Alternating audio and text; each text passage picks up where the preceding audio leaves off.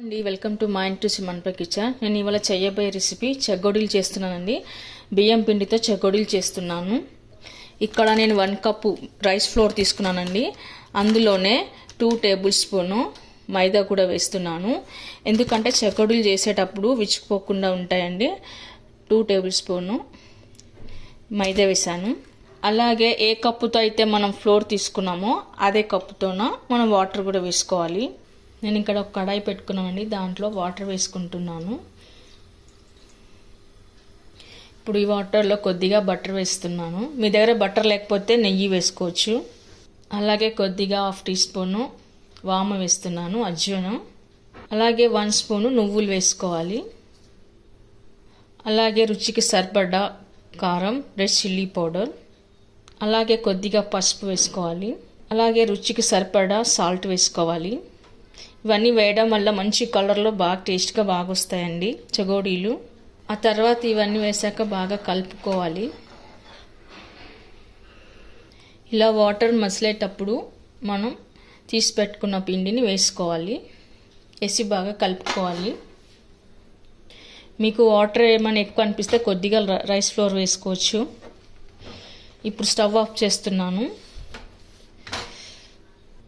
ఇప్పుడు ఇది చల్లారాక గోరెచ్చగా ఉండగానే మనం చపాతీ పిండిలాగా చేసుకొని పెట్టుకోవాలండి. ఇప్పుడు దీని నీళ్ళు అంతా చపాతీ ముద్దలాగా మనం చేసుకొని పెట్టుకోవాలి.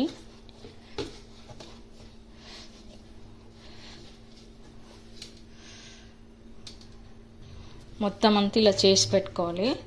ఆ తర్వాత చేసి బాగా ఒత్తుకోవాలి, ఇలా రుద్దుకోవాలి.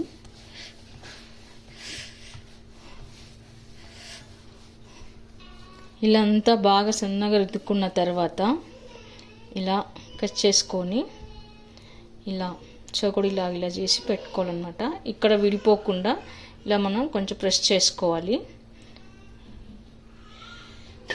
అలాగే మిగతాయి కూడా చేసి పెట్టుకుందాము.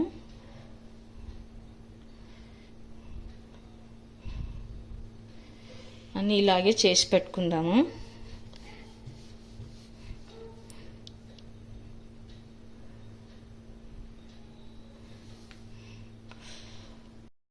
ఇప్పుడు ఇలా చేసి పెట్టుకునే చెగోడీలని మనం ఇప్పుడు డీప్ ఫ్రై చేసుకోవాలండి. ఇప్పుడు ఆయిల్ డీప్ ఫ్రై అయిన తర్వాత ఇలా మనం చెగోడీలని ఒక్కొక్కటిగా ఇలా వేసుకోవాలి. ఆయిల్లో మీడియం ఫ్లేమ్ పెట్టుకోవాలండి. ఇప్పుడు వీటిని ఇలా పైన నురుగు వస్తుంది కదండి, ఈ నురుగు తగ్గిన తర్వాత మనం కలుపుకోవాలి, లేదంటే అవి ఇచ్చుకుంటాయి. ఆ తర్వాత ఒకసారి ఇలా కలుపుకోవాలి. ఇవి చాలా క్రంచీగా క్రిస్పీగా చాలా బాగుంటాయండి, చాలా టేస్ట్గా ఉంటాయి. స్నాక్ బాక్స్లో కానీ బాక్స్లో స్టోర్ చేసి పెట్టుకుంటే 1 మంత్ దాకా ఉంటాయి. ఇలా మంచి కలర్ వచ్చాక వీటిని వేపుకొని ఒక ప్లేట్లోకి పెట్టుకుందాము. అలాగే మిగతావన్నీ కూడా ఇలాగే చేసుకుందాము.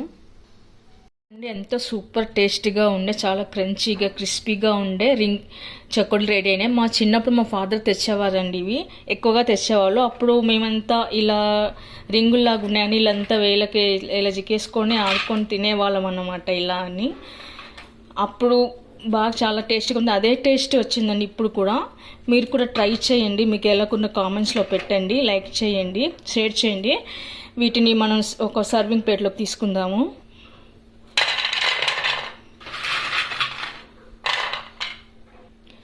చాలా గుల్లగా చాలా చక్కగా వచ్చాయండి, చూడండి.